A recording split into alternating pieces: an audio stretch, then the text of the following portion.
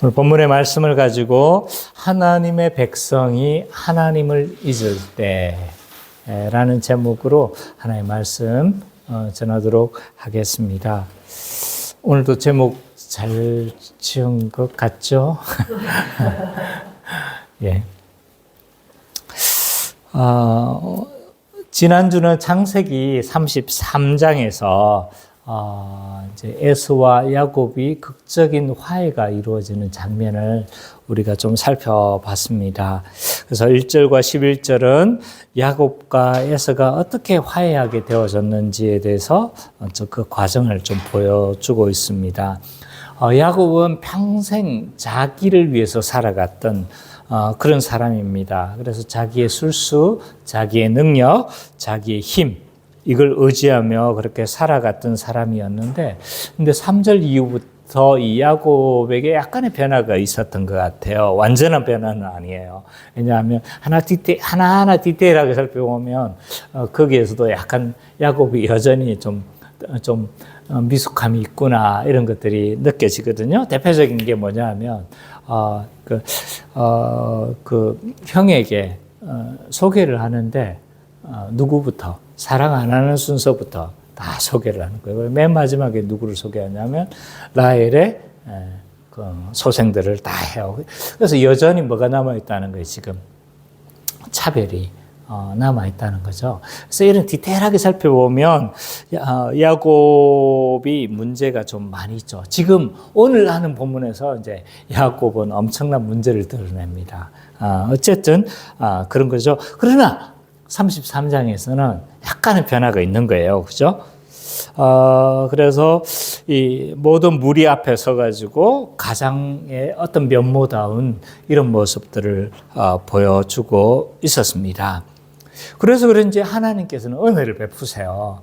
그래서 어떤 과정이 있었는지 모르겠지만 은혜를 베푸시고 에서와 이제 극적인 화해가 이루어지는데 야곱은 이때 막 극도로 몸을 낮추죠. 그래서 7번 절하면서 나아가는데, 이렇게 7번 절하면서 나아가는 건 고대 이 패자가 이긴 왕에게 이제 절을 하며 나아간다든지, 아니면 봉신들, 왕이 있으면 그 주변에 이제 지역 왕들이 있잖아요. 지역 왕들이 봉신들이 그 왕에게 나아갈 때 하는 그런 행동이었습니다. 그래서 그렇게 했는데 죽일 듯이 이제 형 에서가 나를 죽이지 않을까 막 겁먹고 있는데 어떡합니까? 갑자기 달려와서 안고 입 맞추고 눈물을 흘리면서 그렇게 상봉을 하는 거죠. 왜 이런 변화가 있었을까? 분명하게 이제 본문에는 드러나지 않습니다. 그러나 분명한 건 용서했다는 거예요. 용서하고, 그 다음에, 이 야곱은, 오늘 왜 이렇게 기계적으로 자꾸 설명하죠? 야곱은, 이제 뭘 하냐면, 자기의 뭘, 받게 합니까? 선물들을 받게 한 거예요. 이렇게 선물을 받게 하는 이유는, 이유가 있었어요. 왜냐하면,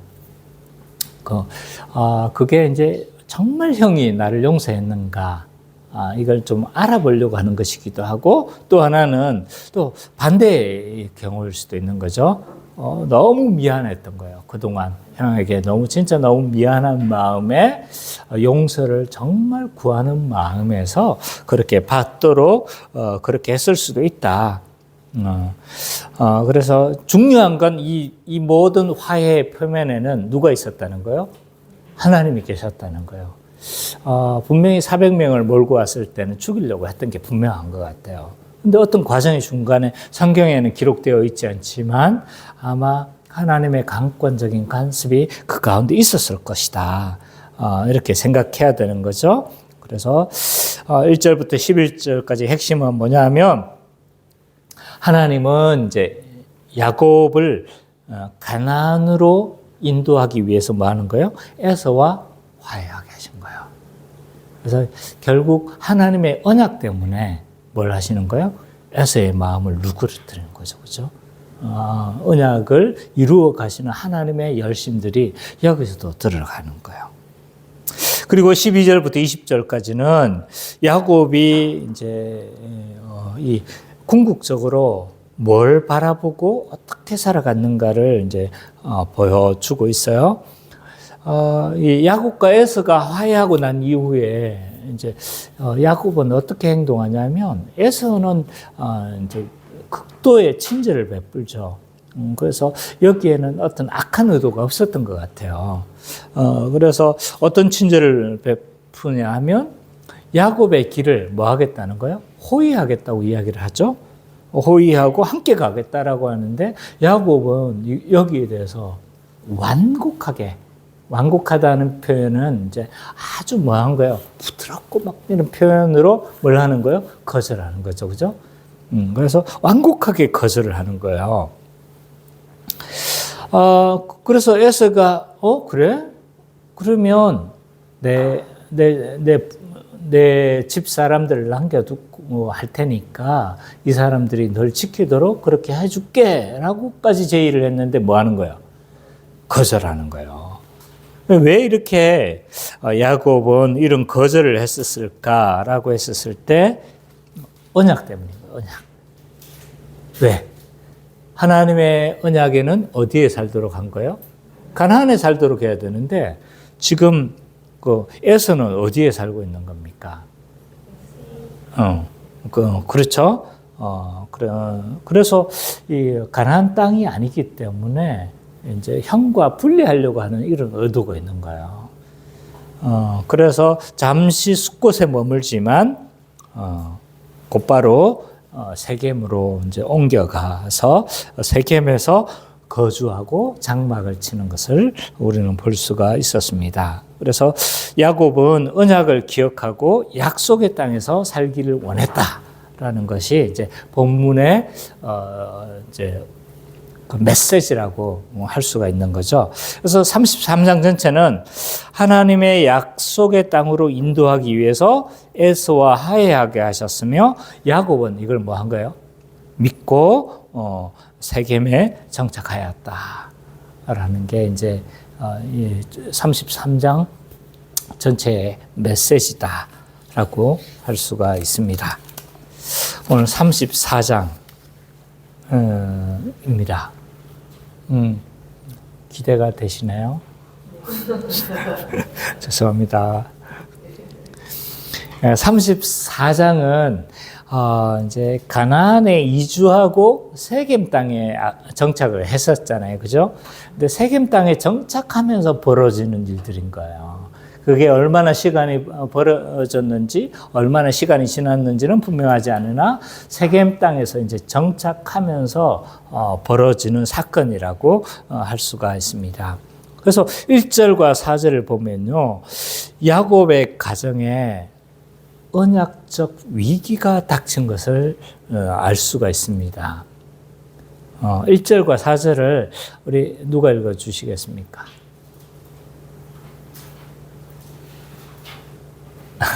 네, 읽으셨어요. 레아가 야곱에게 낳은 딸 디나가 그 딸들을 보러 나갔더니 힘이 좀 사고를 하되 그 땅의 주장 세겜이 그를 보고 끌어들여 강간하여 욕되게 하고 그 마음이 깊이 야곱의 딸 디나에게 연하며 그 소녀를 사랑하여 그의 마음을 말로 위로하고 그의 아버지 하몰에게 청하여 주되 이 소녀를 내 아내로 얻게 하여 주소서 하였더라. 자, 4절까지 보면요. 야곱의 딸 중에 디나가 이제 불행한 사건을 발생하죠. 그래서 성경에는 여성에 대해서 잘 언급을 안 해요. 근데 앞에서 그 딸들, 4명의 아내가 있었잖아요. 4명의 아내 중에서 유일하게 언급하는 사람이 누구였습니까? 그때 디나를 언급했었죠. 그죠? 왔었을 때, 이 뒤에 나오는 사건에 때문에 아마 그렇게 언급하지 않았을까, 이런 생각을 드는데요. 어쨌든, 디나에게 굉장히 불행한 사건이 발생하게 됩니다. 그게 뭐냐면, 디나가 강간을 당한 거죠. 그 당시 이제 이 디나는 나이가 10대 중후반 정도 되는 것 같아요. 그러니까 나이가 굉장히 어렸어요. 한 15세, 6세, 7세 요 정도 이렇게 되었을 것으로 추정이 되어집니다. 이 디나가 이제 그 땅 여인들에 대해서 관심이 많았다라고 이야기를 합니다. 이런 관심은 굉장히 자연스러운 거죠, 그죠? 청소년이 그 지역에 왔는데 그 지역 여인들이 어떻게 살아가는지 관심을 가지는 건 너무 이제 그 나이 또래에서 당연한 어떤 자연스러운 관심사라고 할 수 있습니다. 근데 문제는 이제 그 땅에 나갔다가 강간을 당했어요. 근데 이런 디나가 강간을 당한 사건으로 말미암아 어떤 문제가 발생하게 되냐면 심각한 언약적 위기를 초래하게 됩니다. 그래서 그냥 위기라고 이야기하지 않고 언약적 위기라고 제가 이야기를 하는 거예요. 왜냐하면 이후에 벌어지는 사건 때문에 저는 언약적 위기라고 그렇게 이야기를 합니다. 왜냐하면 이 강간 사건을 벌였던 당사자인 세겜의 그 추장 하몰의 아들이죠, 그죠? 하몰의 아들 세겜이 와서 뭘 합니까? 이후에 처음에는 이제 그 아이의 비슷한 또래겠죠, 그죠? 어떤 정욕 때문에 벌인 사건처럼 보여지는데 나중에는 뭐 했다고 이야기를 해요? 사랑했다고 이야기를 해요. 사랑하고 굉장히 열정적으로 그래서 뭐든지 청하면 다 주겠다 이렇게 할 정도로 지금 연연했다라고 이야기를 해요. 그래서 이 연연했다라는 단어를 좀 살펴보니까 영혼이 빠져있다. 온 마음이 그냥 쏠려있다. 이런 뜻입니다. 그러니까 엄청나게 이제 이 마음이 사랑했다는 것을, 좋아했다는 것을 좀 알 수가 있겠죠. 그런데 문제는 디나와 이 세겜이 결혼을 하게 되면 어떤 일이 발생하냐면, 이제 언약적 위기가 발생하게 되는 거죠.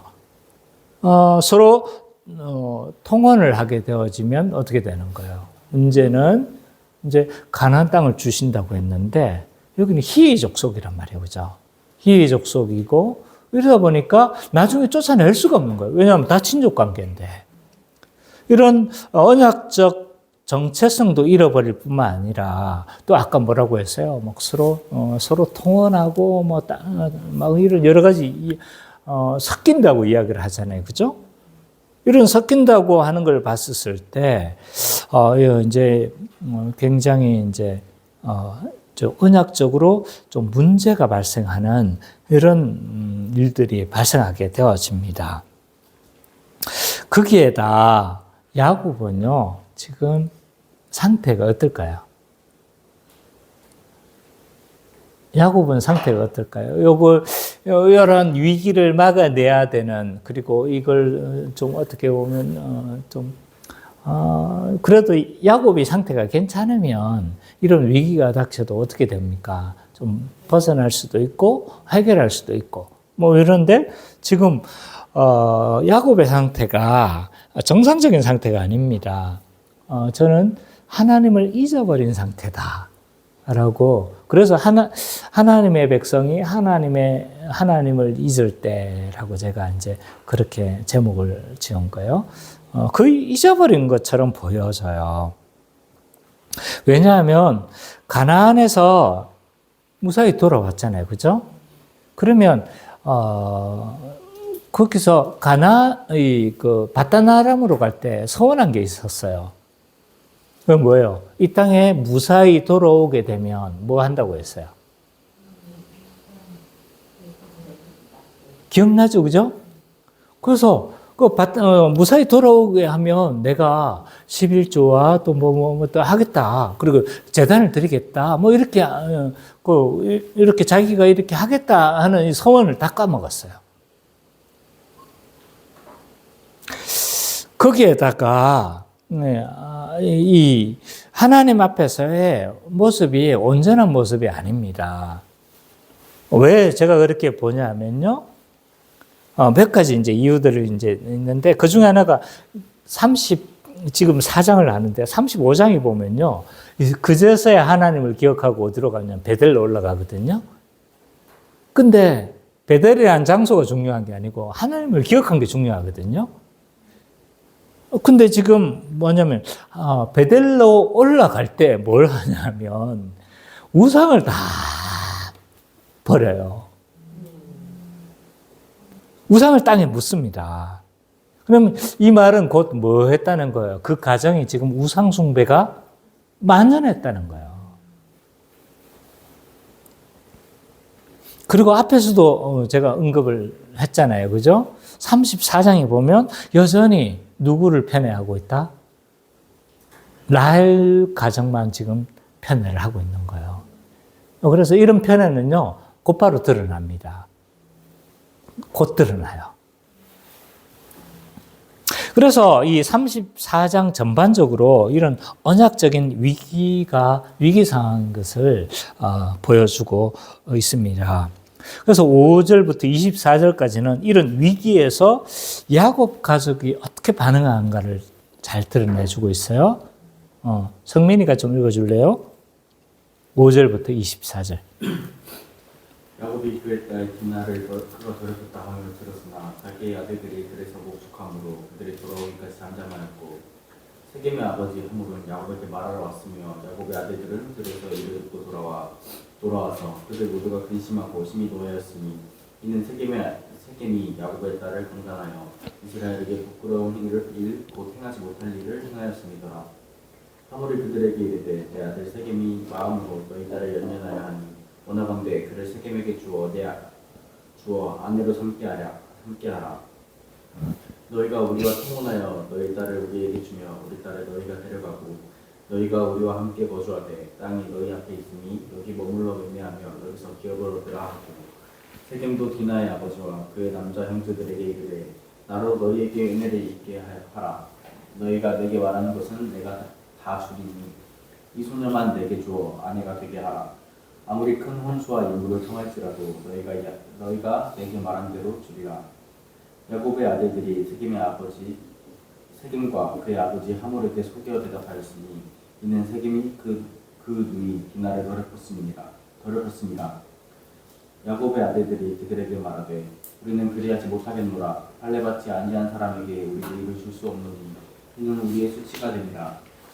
그런즉 이같이 하면 너희에게 허락하리라. 만일 너희 중 남자가 다 할례를 받고 우리 같이 되면 우리 딸을 너희에게 주며 너희 딸을 우리가 데려오며 너희와 함께 거주하여 한 민족이 되려니와 너희가 만일 우리 말을 듣지 아니하고 할례를 받지 아니하면 우리는 곧 우리 딸을 데리고 가리라. 그들의 말을 하물과 그의 아들 세겜이 좋게 여김으로 이 소년이 그 일 행하기를 지체하지 아니하였으니 그가 야곱의 딸을 사랑함이며 그는 그의 아버지 집에서 가장 존귀하였더라. 하물과 그의 아들 세겜이 그들의 성읍문에 이르러 그들의 성읍 사람들에게 말하여 이르되 이 사람들은 우리와 친목하고 이 땅은 넓어 그들을 용납할 만하니 그들이 여기서 거주하며 매매하게 하고 우리가 그들의 딸들을 아내로 데려오고 우리 딸들도 그들에게 주자. 그러나 우리 중에 모든 남자가 그들이 할례를 받은 것 같이 할례를 받아야 그 사람들이 우리와 함께 거주하여 한 민족 되기를 허락할 것이라. 그러면 그들의 가축과 재산과 그들의 모든 짐승이 우리의 소유가 되지 않겠느냐. 다만 그들의 말대로 하자. 그러면 그들이 우리와 함께 거주하리라. 성문으로 출입하는 모든 자가 하물과 그의 아들 세겜의 말을 듣고 성문으로 출입하는 그 모든 남자가 할례를 받으리라. 제3일에 아직 그들이 24절까지만 읽으면 됩니다. 어쨌든 24절까지를 보면 이런 위기에서 야곱 가족들이 어떻게 반응하는지가 이제 잘 드러나고 있습니다. 먼저 우리가 살펴볼 것은 뭐냐면 야곱은 어떻게 반응하는가요? 야곱은 디나의 강간 소식을 분명히 들었습니다.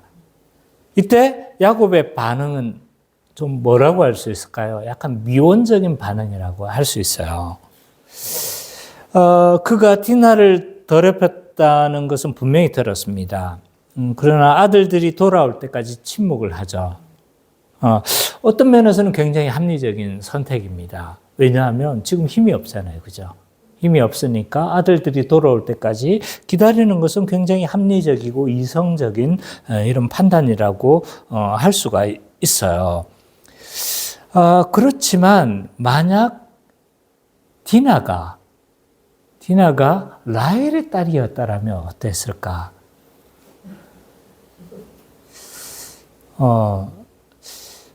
굉장히 이후에도 굉장히 미온적인 태도로 일관하고 있어요. 왜냐하면 자식들이 아버지가 미온적으로 반응하니까 어떡하는 거예요, 지금?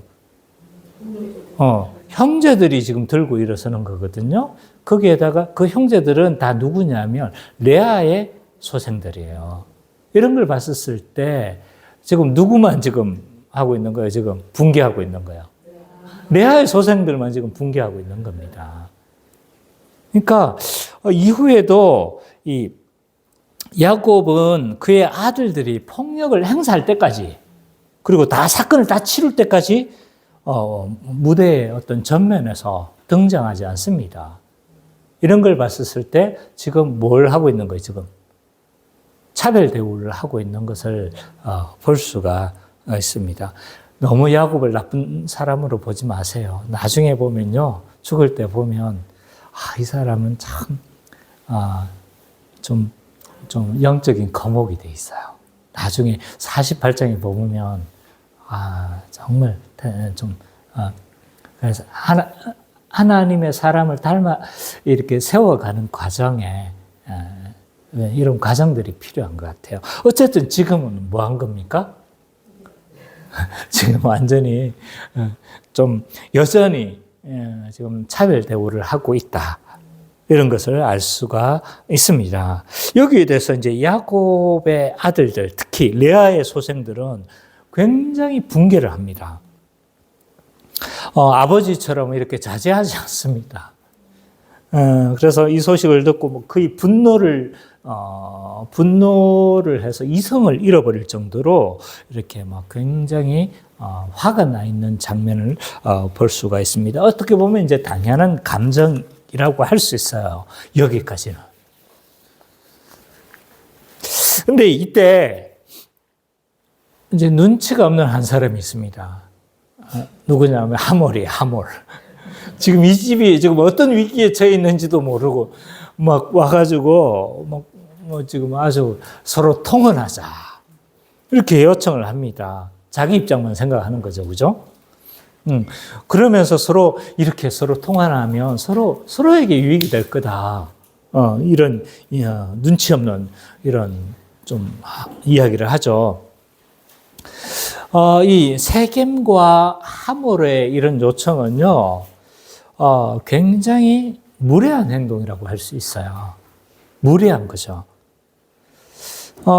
그 당시 이제 풍습에서 보면 사실은 큰 문제가 아닐 수도 있어요. 왜냐하면 그 당시에 이런 것들은 좀 다반사로 이런 일들이 발생했던 것 같아요. 예를 들어서 어떤 아브라함의 아내가 있었을 때 막 사람들이 막 두려워했잖아요.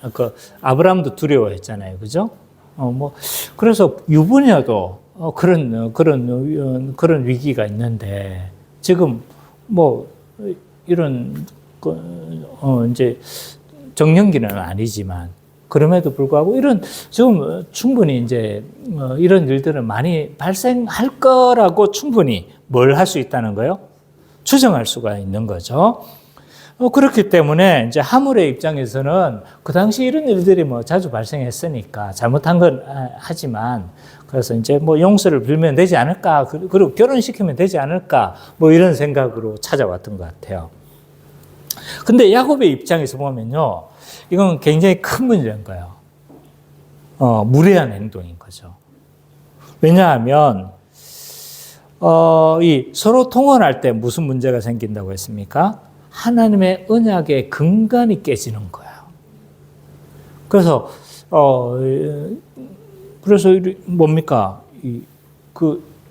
하나님께서 이 땅을 주시겠다고 했는데 서로 섞여버리면 문제는 이제 쫓아내지를 못하는 거죠. 그 민족인데 어떻게 쫓아냅니까? 그래서 이런 언약의 근간이 깨질 수 있는 문제도 있을 뿐만 아니라 뭐를 지불하겠다는 거예요? 몸값을 지불하겠다. 정식적으로 결혼해가지고 지참금으로 주는 게 아니라 뭐 하는 거예요, 지금? 몸값으로 지불하겠다는 건 뭐 하겠다는 거예요? 이 누이를 뭘로 취급하는 거예요? 창녀 취급한 거예요. 그러니까 뒤에, 그럼 맨 마지막에 뭐라고 합니까? 누이를 창녀 취급하는 것이 옳으니까. 이러잖아요. 그죠? 거기에다가 이제 이런 외교적인 발언을 합니다. 서로 통혼하면 양쪽 진영이 다 이익이 될 거다라고 그렇게 이야기를 하는데 무슨 제안을 하냐면 우리와 너희가 우리와 함께 있고 뭐 하겠다는 거요? 그 땅이 너희 앞에 있다. 그러니까 이 땅이 넓으니까 뭐 하라는 거예요? 마음껏 취하라는 거예요. 땅을 우리가 주겠다. 뭐 이런 의도인 거예요. 그러나 땅은 누가 주시는 거예요? 하나님 주시는 거죠. 그죠? 이 가나안 땅은 누가 주시겠다고 한 거예요? 하나님 주시겠다는 거예요. 그래서 이런 하몰의 제안은요, 조금 격한 말을 하면 싸가지도 없는 거고, 또 뭐 하는 거예요, 지금? 언약도 다 깨트리는, 이런, 그거 한 거죠. 언약의 근간이 완전히 무너뜨리는 이런 발언을 한 거예요. 여기에 대해서 이제 야곱의 아들들이 어떻게 반응을 하냐면 복수를 할 것을 결심합니다. 그죠? 이미 복수할 생각을 했던 것 같아요. 그래서 야곱의 아들들은 이상한 이유로 결혼을 제의를 거절합니다. 그게 뭐예요? 할례를 안 받았다는 거예요. 할례. 그래서 할례를 받으면 결혼을 시켜주겠다. 이런 제안을 합니다. 왜 이런 제안을 하는 거예요? 복수하려고. 뒤에서 나중에 봐보면 알겠지만 할례하고 나서 움직이지 못할 때 한 일주일 정도나 힘들거든요. 움직이지 못하니까 어떻게 하는 거예요? 그때 그냥 급습을 해서 다 죽이겠다. 이런 생각을 이미 가지고 있었던 것 같아요. 근데 문제는 이 아들들의 행동도 굉장히 문제가 많아요. 이게 뭐냐 하면 할례는 뭐예요? 언약 백성의 표시예요. 언약 백성이 되어졌다는 표시. 근데 이걸 뭘로? 속임수의 수단으로 지금 사용하고 있는 거예요. 하나님의 할례의 징표, 언약의 징표를 뭘로? 이게 복수의 수단으로 사용하는 거예요, 지금. 물론 율법에서는 이방인들이 언약 백성이 되려고 할 때 될 수가 있을까요? 없을까요? 있습니다. 왜냐하면 그 아브라함의 그 가족들도 이방인 중에서도 이방인 주면 뭐 하는 거예요? 다 할례를 시켰잖아요. 그죠? 거기에다가 이스라엘의 역사를 살펴보면요. 이방인이 개종하려고 할 때 이렇게 들어올 수 있는 절차가 있어요. 그래서 이제 그 당시에는 세례는 우리와 같은 세례가 아니에요. 씻김의 세례예요. 씻김의. 그래서 세례를 줬어요. 그래서 이방인이 유대인이 되는 절차 가운데 이제 세례를 줘요. 그래서 이제 들어오게 되어지고 그거보다 더 들어오는 사람은 뭐냐면 할례를 받아요. 그래서 할례를 받은 사람에 대해서는 그 유대인과 같은 그의 취급을 받습니다. 그래서 할례까지 안 받고 그냥 세례 정도까지만 받는 사람을 가리켜서 하나님을 경외하는 자들이라고 해요. 여기에 보면 이제 사도행전에 그런 사람들이 몇몇 나타나요. 그 고넬료, 그 이방인으로서 하나님을 경외하는 자다라고 이야기를 하거든요. 그건 뭐냐면 유대교로 어느 정도 개종한 사람들인 거예요. 그러니까 그냥 아무나 하나님을 경외했다고 하지 않아요. 유대교로 개종한 사람들이거든요. 그러나 뭘까지는 안 받은 사람들이에요? 할례까지는 안 받은 거예요.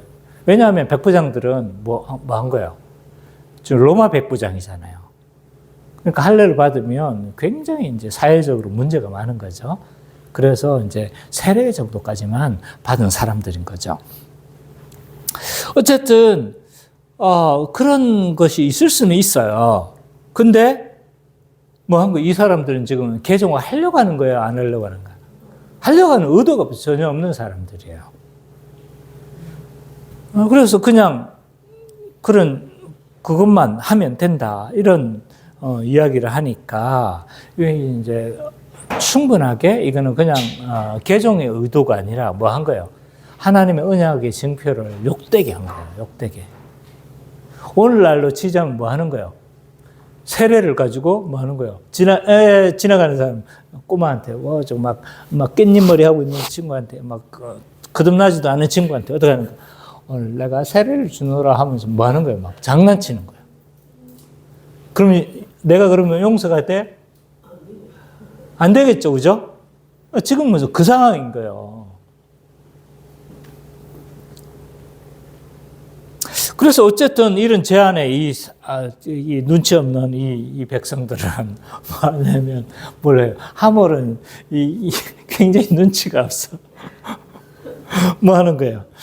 그 요청에 막 응합니다. 그리고 25절부터 31절을 보면 이제 야곱의 아들들의 처절한 복수를 자행을 하게 됩니다. 자, 우리 누가 읽어 주시겠습니까? 예지 자매가 좀 읽어 줄래요? 제3일에 아직 그들이 합할 때에 야곱의 두 아들 디나의 오라버니 시므온과 레이가 각기 칼을 가지고 가서 몰래 그 성읍을 기습하여 그 모든 남자를 죽이고 칼로 하물과 그의 아들 세겜을 죽이고 디나를 세겜의 집에서 데려오고 야곱의 여러 아들이 그 시체 있는 성읍으로 가서 노력하였으니 이는 그들의 누이를 더럽히 혈하니라.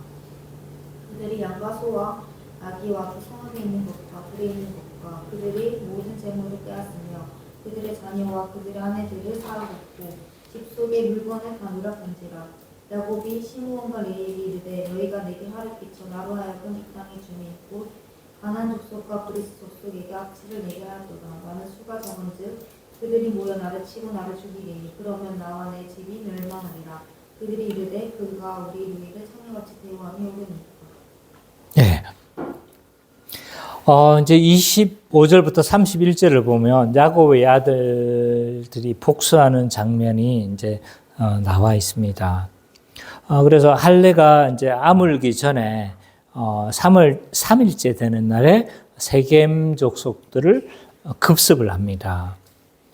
그리고 모든 남자를 죽였고 세겜 성을 노략질했다라고 그렇게 기록되어져 있습니다. 그러니까 그냥 복수했구나 이 정도로 생각을 하잖아요. 근데 창세기 여기에 대한 언급을 창세기에서 한 번 더 언급을 합니다. 어디서 하냐면 창세기 49장 5절과 7절을 보면 레이와 누구 여기 노래하겠던 두 아들 시므온에 대해서 저주를 해요. 저주를 하면서 이제 예언적 미래에 대해서 예언적으로 이제 예언적 축복이라고 해야 될까요? 축복이면서도 어떤 사람들은 저주고 막 이런데 어쨌든 거기에 봐보면 뭐라고 되어져 있냐면 여기에 대한 이제 유언의 내용들을 좀 살펴보면요, 이들에 대한 평가를 이렇게 합니다. 야곱은 화가 난다고 사람을 죽였다. 쉬운 말로 제가 설명하는 겁니다. 장난삼아 소의 힘줄을 끊었다. 그 다음에 지나치게 복수했다. 라고 그런 언급, 여기에 대한 이 사건의 해석이 더 나와 있는 거죠. 그래서 이런 걸 봤었을 때, 그냥 단순히 그냥, 동해 보복, 동일한 해를 가해서 보복을 한 게 아니라 뭐 한 거예요, 지금? 몇 배로 갚은 거예요, 지금. 그래서 심지어는, 좀 쓸모없고 이렇게 약한 소들 같은 경우는 뭐 했냐면 힘줄까지 다 끊어버린 거예요. 그래서 그냥 다 노력해가지고 막 다 할 수 없는 것들 있지 않습니까? 그런 거는 힘줄을 끊어가지고 그냥 가축으로서 기능을 하지 못하도록 완전히 다 해놓은 거죠. 이런 복수에 대해서 우리는 어떻게 이해해야 될까? 보복은요, 공의적인 요소가 있다 할지라도 성경은 지속적으로 이 복수, 보복에 대해서 뭐라고 이야기를 하고 있냐면, 이건 누구에게 달려있다고 이야기를 해요? 하나님께 달려있다고 이야기를 해요. 하나님께서 담당하는, 그래서 하나님이 이 공의적 요소를 하시는 것이지 우리가 해야 될 것이 아니라고 이야기를 하고 있는 거죠. 그래서 이들의, 이 아들들의 행동은요, 하나님의 언약 백성들의 모습이 아닌 거예요. 그래서 내가 뭐라고 했습니까? 제목을. 하나님의 백성이 하나님을 잊어버리면. 그래서 제목을 제가 하는 거예요. 너무 과했어요. 너무 과하고 지나치게 보복을 했어요. 야곱도 마찬가지입니다. 야곱도 한번 보세요. 그 자녀들에 대해서 비난을 하죠. 그게 뭡니까? 악취를 냈다라고 하죠, 그죠? 근데 정작 책망해야 될 건 뭐예요, 지금? 할례를 오용한 거죠, 그죠? 할례를 오용한 거라든지 약속을 해놓고 지키지 않는 이런 것들에 대해서 지금 책망을 해야 되는데 야곱은 지금 뭐 때문에 지금 악취를 냈다고 해요? 예, 지금 보복할 것에 대한 두려움만 지금 언급을 하는 거예요. 그것 때문에 악취를 냈다라고 이야기를 해요. 그러니까 지금 상태가 지금 어떤 거예요, 지금? 거의 지금 완전히 하나님의 백성이라고 하기 어려울 정도로 망가진 거예요, 지금. 그래서 1절과 31절의 중심 주제는 하나님의 언약 백성이 하나님을 잊어버리면 세상적인 방식으로 살게 되고 악취를 내게 된다. 저는 약간 언어 유희를 했습니다. 그들이 사용한 언어를 가지고 악취를. 그래서 다시 한번 할게요. 하나님의 언약 백성이 하나님을 잊어버리면 세속적인 방식으로 살게 되고 악취를 내게 된다. 라는 것이 이 본문이 말하고 있는 중심 메시지다라고 할 수가 있습니다. 자, 오늘 본문을 오늘날 우리에게 좀 적용해 보도록 하겠습니다. 첫 번째로 교회가 하나님을 잊어버리면요, 세상을 통해서 더럽힘을 당합니다. 오늘 본문에 보면 뭐 더럽혀졌다 이런 표현들이 많잖아요, 그렇죠? 이 앞에서 보았지만 야곱의 영적 상태는요, 하나님의 언약 백성다운 면모가 하나도 없습니다. 앞에서 이야기했던 이 베델에서의 서원도 다 잊어먹었고요. 또 35장에서는 우상을 뭐 했다는 거예요? 다 땅에 묻잖아요. 그죠? 우상을 숭배했다는 거예요. 그 가정들이. 그걸 내버려 뒀다는 거예요. 그러면 야곱이 지금 그 가정을 신앙을 지도를 했다는 거예요? 안 했다는 거예요? 언약을 지금 제대로 말했다는 거예요? 안 했다는 거예요? 안 했다는 거예요, 지금. 전혀 신앙 지도도 안 했다는 것이 드러나고 있습니다. 야곱이 기껏해야 책망하는 이유는 보복에 대한 두려움만 언급하고 있습니다. 야곱의 아들도 마찬가지죠. 언약 백성다운 모습이 하나도 없습니다. 이 야곱의 아들들은요, 물론 분노한 마음을 이해하겠지만 하나님의 손에 달려있는 복수를 어떻게 하는 거예요? 자기들이 하죠.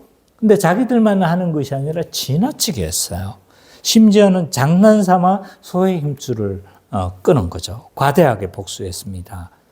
이 모든 원인은 하나님을 잊어버렸기 때문에 나타나는 문제라고 할 수가 있습니다. 세속적인 가치관, 세상적인 이런 것들로 더럽혀지는 거예요.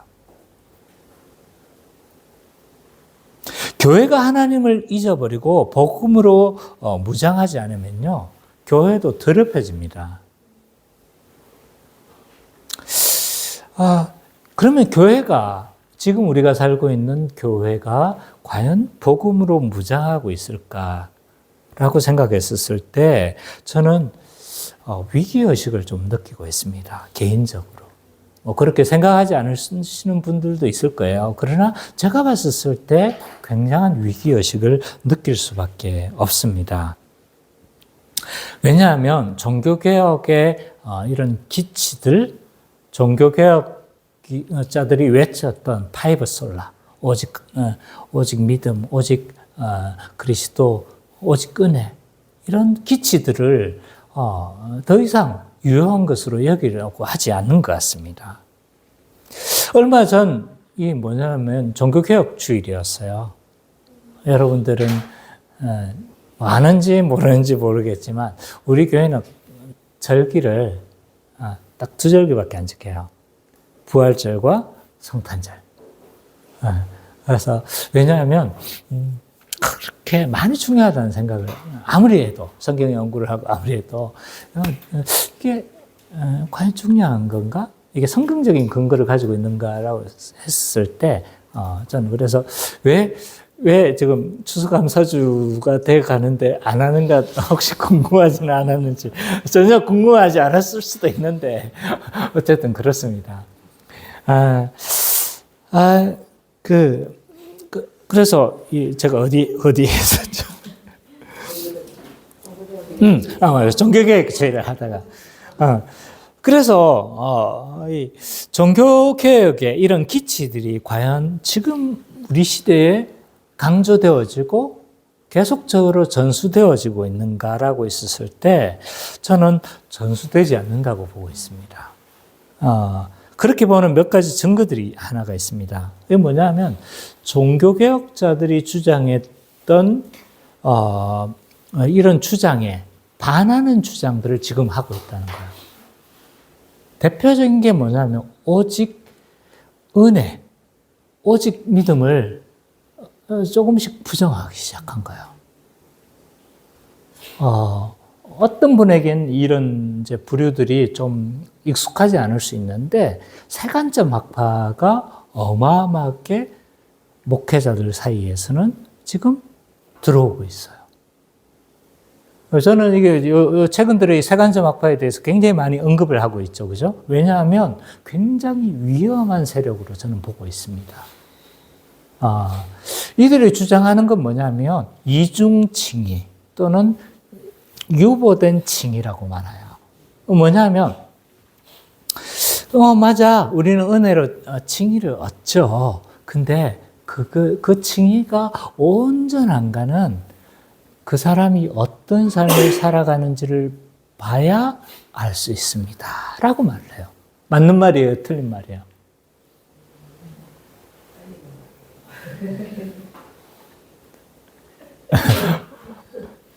네, 이건 틀린 말이에요.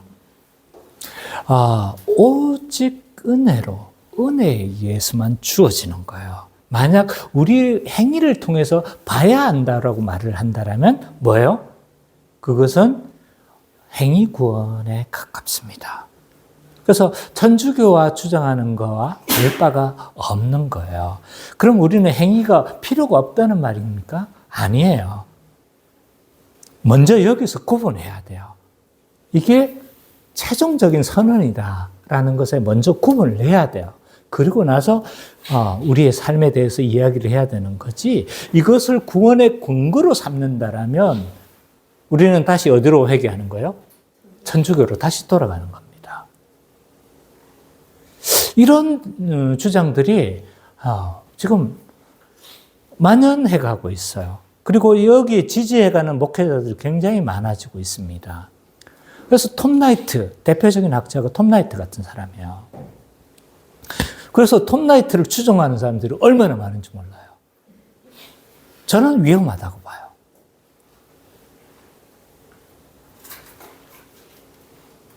왜 이런 학자들 이름까지 제가 언급하냐면 톰 나이트 책이 너무 많이 나와 있어요.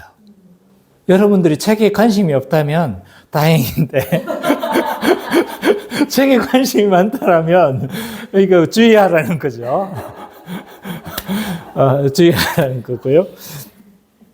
어쨌든 그런 거죠.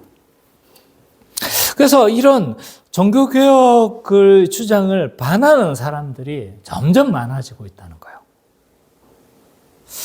거기에다가 문제는 뭐냐면 나는 그거 안 따르는데요. 근데 문제는 그런 사람들은 종교개혁의 가르침에 대해서 관심이 없어요. 그들이 무슨 말을 했는지, 그들이 어떤 주장을 했는지, 우리가 믿어야 될 것이 무엇인지에 대해서 전혀 관심이 없어요. 그래서 어떤 이야기를 하면 아는 체 한다고 이야기를 하고 또 어떤 주장들에 대해서 종교개혁의 이야기를 하는 것들이 생소해지고 있어요. 오죽하면 우리 총회에서도 웨스트민스터 신앙고백서에서 분명하게 언급하고 있는 것에 대해서 2년이나 그 문제를 가리는데 2년이나 걸렸어요. 지금 심각한 위기 상황에 저는 와 있다고 생각합니다. 그것을 제외한다고 할지라도 사도신경을 물으면요, 그것에 대해서 답을 못해요. 곧 배울 겁니다. 걱정하지 마세요. 어쨌든 이런 종교개혁의 어떤 신앙들이 과연 지금 한국교회에 전수되고 있는가라고 했었을 때 저는 위험한 상태에 와 있다라고 저는 진단을 내리고 있습니다. 만약 우리가 복음을 잊어버리고 복음으로 무장하지 않는다면요, 교회는 더럽혀집니다. 그럼 뭘로 더럽혀집니까? 세속의 가치로 더럽혀지는 거예요. 세속의 가치로. 그래서 세속의 가치가 교회 안에 침투할 뿐만 아니라 그것을 당연한 것으로 여기고 그러한 것들이 활개쳐도 그것이 별 이상한 것으로 여기지 않는 시대를 우리는 살아가게 될 겁니다. 대표적인 세속의 가치 중에 하나는 뭐냐면 개인주의예요. 개인주의. 신앙은 개인으로 하는 것이라고 생각을 합니다. 그러나 성경은 뭐라고 이야기를 하고 있냐면 신앙은 교회적으로 하는 거라고 이야기를 해요. 왜냐하면 예수 그리스도께서 원수된 것을 무너뜨리고 어떻게 하신 거예요? 하나가 되게 하시고 한 가족이 되게 하시고 한 세 사람이 됐을 뿐만 아니라 한 성전이 되었고 한 가족이 되어졌어요. 다 뭘 강조하는 겁니까 지금? 하나가 됐다는 거예요 지금. 교회 한 몸으로 이루어진 거예요. 한 몸. 교회를 나타내는 여러 지표, 표상들이 있어요. 한 몸, 한 가족, 한 성전, 한 세 사람. 다 뭘 강조하는 거예요? 다른 측면을 강조하는 측면이 있지만, 그러나 다 공통적인 건 뭐냐면, 하나가 되어졌다는 거예요. 하나가. 그래서 우리는 교회적으로 신앙생활을 하는 겁니다.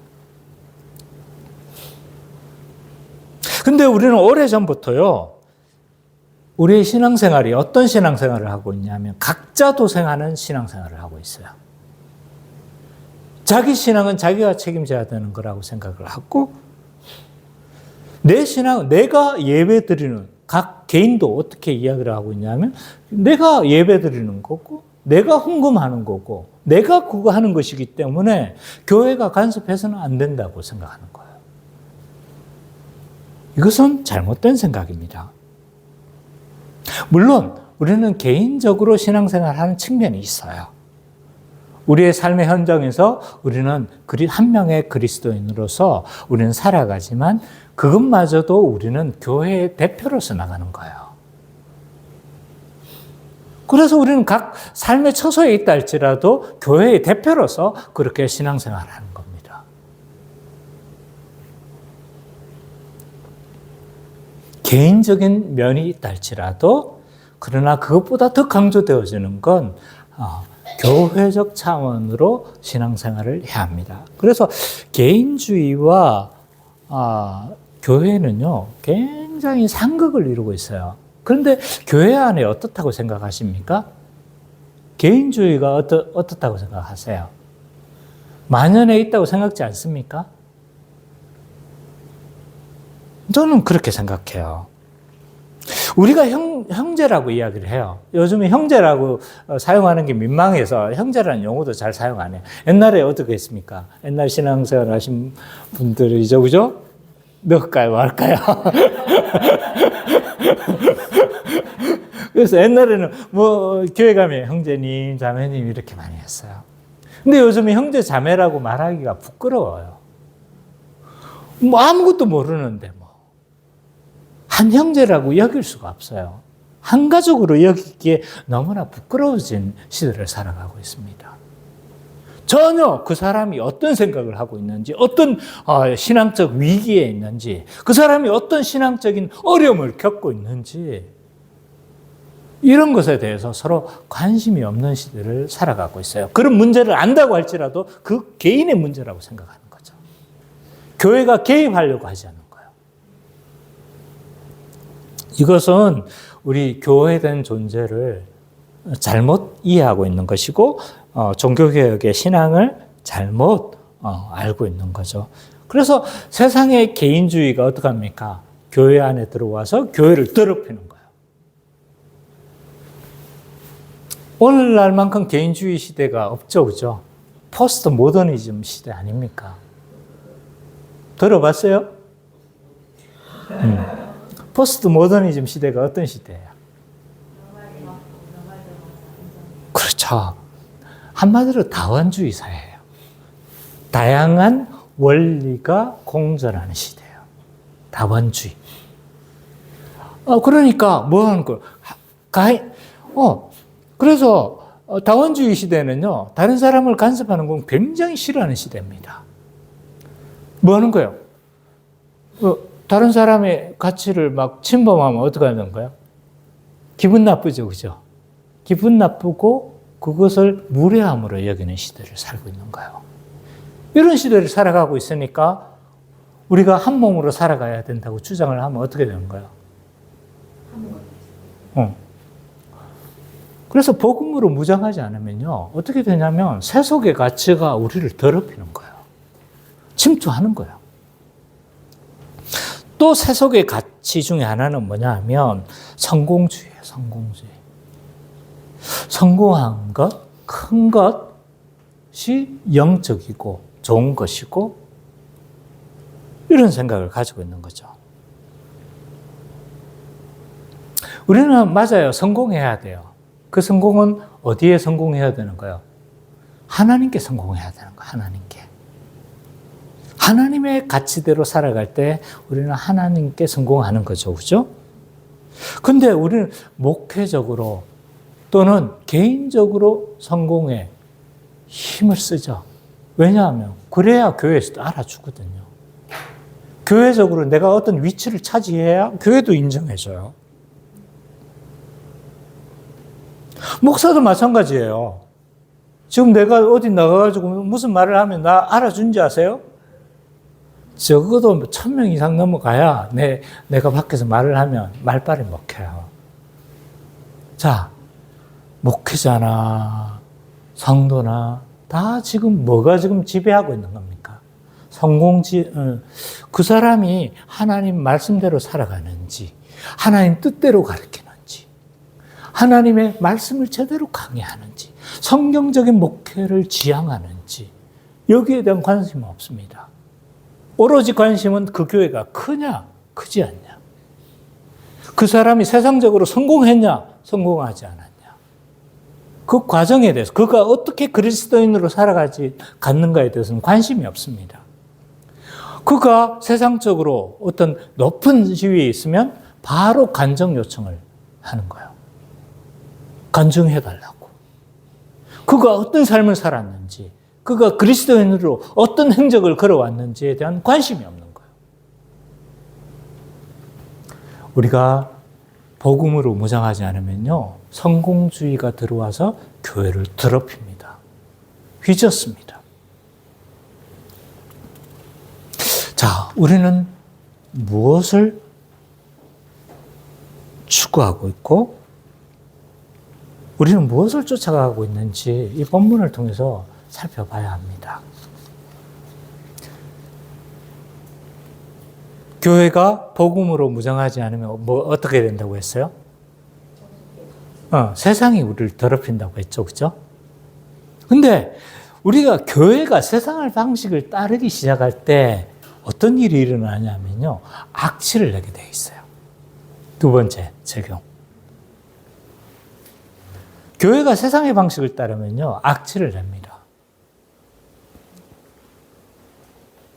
야곱은 이방인들 사이에서 자기가 악취를 내게 되었다라고 그렇게 고백하고 있습니다.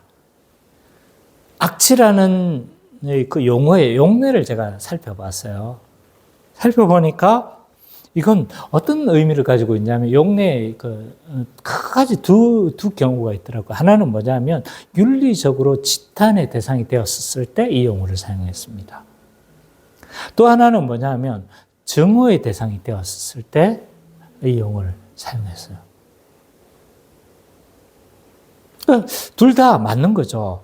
디나의 강간 사건으로 인해서 잔인한 복수를 했잖아요. 그러니까 이방인들 사이에서 뭘 했습니까? 윤리적의 지탄의 대상이 됐죠. 그죠? 그 다음에 이런 비윤리적인 행동으로 인해서 세상에 뭐가 됐습니까? 증오의 대상이 되었습니다. 둘 다 사실 딱 적용이 되는 거죠. 이들의 비윤리적인 행동으로 인해서 이들은요, 비난을 받았을 뿐만 아니라 세상 사람들의 증오가 되어졌죠. 교회가 만약 세상과 같은 방식을 따른다면요, 악취를 내게 되어져 있어요. 교회가 세속에 물들면요, 세상 사람들의 지탄과 증오를 유발합니다. 이건 예를 들어서 한번 설명했으면 좋겠습니다. 교회가 대표적으로 세속에 물든 모습 중에 하나는요, 교회 세습입니다. 세습. 물론 모든 경우를 저는 이제 세습이라고 보기 힘든 경우도 있다고 저는 생각해요. 예외의 경우가 있습니다. 시골 아무도 가지 않는 그 교회 아버지 대를 이어서 자식이 뭐 하려고 하는 거예요? 정말 그 시골의 어르신들을 섬기려고 한다라고 한다라면 그걸 세습이라고 할 수는 없어요. 그죠? 그래서 어떤 경우는 또 제 아는 지인의 경우도 이걸 세습이라고 보기 너무 아름다운 경우라 저는 생각해요. 뭐냐면 목사님 딸하고 결혼했는 거예요. 근데 이 청년은 그 교회에서 아주 신실하게 계속적으로 잘 자라왔고 누구나 인정을 받아서 신학을 공부하고 뭘 했냐면 그 교회를 맡아서 지금 잘 감당하고 있어요. 저는 이런 경우는 오히려 더 권장받을 만하다고 저는 생각을 해요. 그런데 누가 봐도 세습의 경우도 있다는 거죠. 누가 봐도 교회의 모든 이권을 뭐 하려고 하는 거예요? 아들에게 물려주려고 하는 이런 이권을 물려주려고 하는 세습도 있다는 거예요. 심지어는 자기의 모든 실책들을 감추기 위한 수단으로 뭘 하는 거예요? 자기 아들을 박아 넣는 거예요. 자기 아들이 하면 자기의 모든 실책들을 뭐 하진 않습니까? 뭐 하진 않을 거니까. 이런 건요, 탐욕이라고 하는 거예요. 이건 탐욕이고 부정적 방식으로 세상이 마치 대기업이 자기 자녀들에게 부정적인 방식으로 물려주는 것처럼 동일하게 우리가 뭘 하는 거예요? 세상을 본받아서 뭘 하는 거예요? 지금 모든 이권을 자기 자식에게 물려주는 것이다 라고 할 수밖에 없습니다.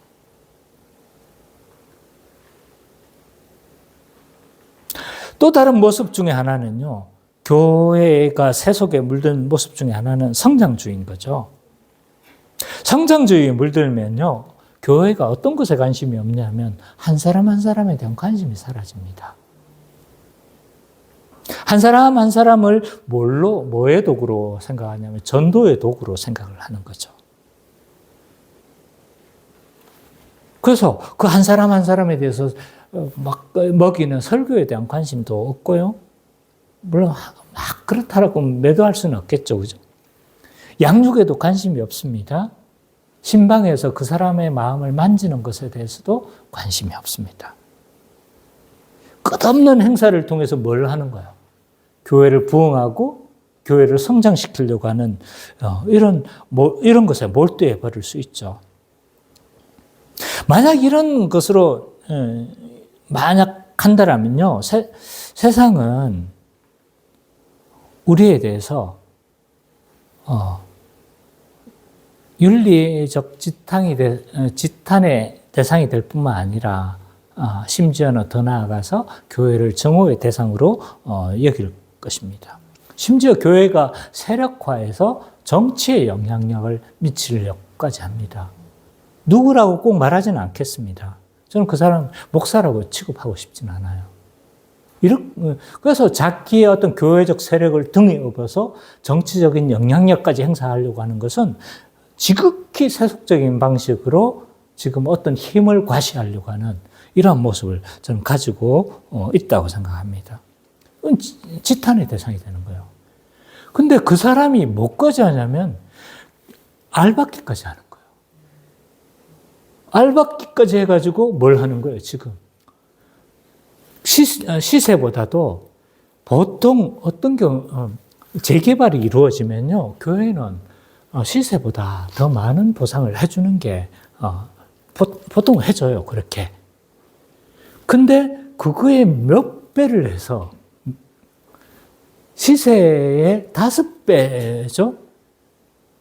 100억의 가치가 있는데 500억을 달라는. 이건 누가 봐도 뭡니까? 탐욕인 거예요, 탐욕. 악취가 납니까, 안 납니까? 나는 거예요. 세상에 악취가 되는 거예요. 우리가 세상의 방식을 따르고 세상의 방식들이 자꾸 교회 안에 지배하게 될 때 우리는 악취를 내게 될 겁니다. 우리가 움직이면 움직일수록 더 많은 악취를 내게 될 겁니다. 우리에게서는 뭐가 흘러가야 되는가요? 그리스도의 향기가 흘러가야 되는 거예요. 그리스도의 향기. 그러면 우리가 어떤 방식으로 살아가야 그리스도의 향기가 흘러가는가라고 했었을 때 물론 복음에 붙들려 있어야 되겠죠. 그죠? 그러나 우리가 복음에 붙들려서 초월적 방식으로 살아갈 때 우리는 그리스도의 향기를 내게 되어집니다. 초월적 방식. 그러니까 세상의 가치대로 살아가지 않고 어떻게 하는 거예요? 초월적이다 하는 건 뭐예요? 그 가치의 반대로 살아가는 거예요. 우리와 같은 걸 세속적이라고 하는 거예요. 하나님은 초월하신 하나님이잖아요. 초월적 가치대로 우리는 살아가는 거예요. 그들은 자기를 위해서 살아갈 때 우리는 누구를 위해서 살아가는 거예요? 이웃을 위해서 살아가는 거예요. 이때 뭘 하게 되는 겁니까? 그리스도의 향기가 흘러가게 되어지는 거죠. 사도행전을 보면요, 교회가 생기고 난 이후에 이들은 초월적인 방식으로 살아갑니다. 그들은 자기 것으로 여기지 않았어요. 그리고 뭐요? 막 서로 구제하는 삶을 살으니까 가난한 자가 없었던 거예요. 그러니까 어떻게 하는 거예요? 세상 사람들이 보고 그들을 두려워했습니다. 이처럼 초월적인 방식으로 살아갈 때 그리스도의 향기가 흘러가게 되어집니다. 초대교회도 마찬가지입니다. 로마 교회가 극심하게 교회를 핍박할 때 초대교회 성도들은요, 초월적으로 살아갔어요. 그래서 사람들을 막 가두고 사자밥으로 죽이고 막 검투사 경기에서 그냥 소모품으로 사용을 했어요. 근데 이 사람들이 세상의 방식은 뭐예요? 두려워하고 살려주세요 해야 되는데 이들은 용감하게 죽음을 맞이하는 거예요. 용감하게 죽음을 맞이할 뿐만 아니라 그들의 가치들을 뭐 하는 겁니까? 지켜나가는 것들을 봤었을 때 이들은 두려워하기 시작한 겁니다. 거기서 그리스도의 향기를 누렸습니다. 그래서 핍박하면 초대교회가 사라져야 되는데요.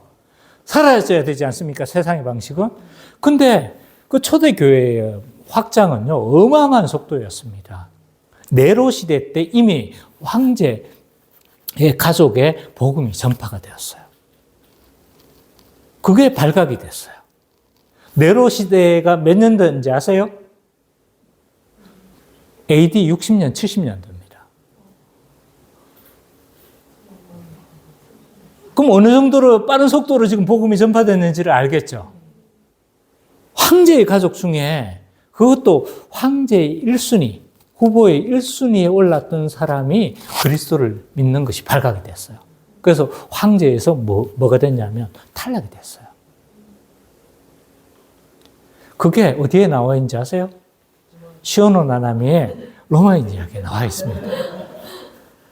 이거는 그리스도인 시각으로 기록한 게 아닌 거예요.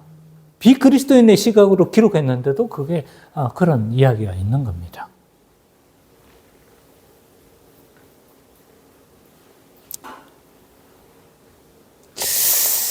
이런 초월적인 모습은요, 그리스도의 향기를 분명하게 드러내게 되어집니다. 그렇기 때문에 우리는 교회적으로 살아야 돼요.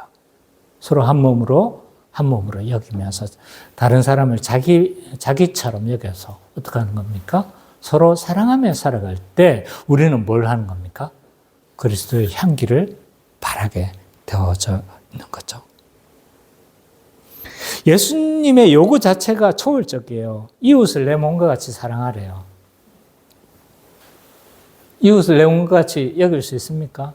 아프죠? 많이 아프죠? 많이 아파요. 사랑하려고 하면 많이 아파요. 네. 안 그냥 내 이웃을 내 원수처럼 여기면요, 안 아파요. 그래? 그랬다고? 내가 복수할 거야. 이럴 텐데, 근데 신자는 뭘 하냐면 그 사람을 사랑하려고 하는 거야. 막 품으려고 하는 거야. 그러니까 뭐 한 겁니까? 아픈 거예요. 근데 그게 초월적인 거라니까요. 거기서 그리스도의 향기가 드러나는 거예요. 내 원수를 사랑하라고 했잖아요. 오른쪽 뺨을 때리면 어디를 내는 거예요? 왼쪽 뺨을.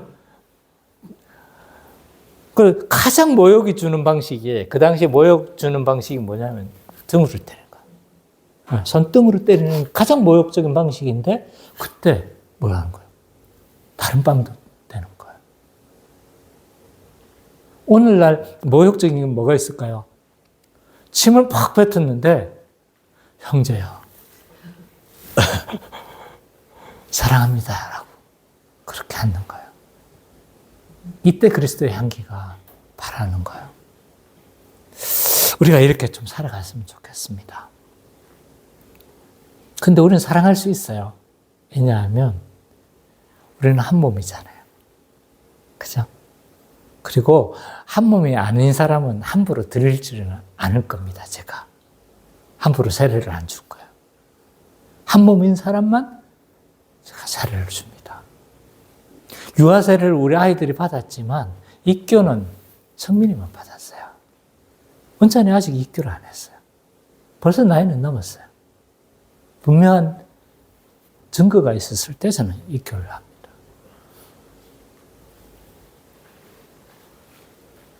그래서 우리가 서로 사랑함으로 그리스도의 향기를 바라며 그렇게 살아가는 우리 기쁨의 교회 모든 성도님 되시기를 간절히 축원합니다.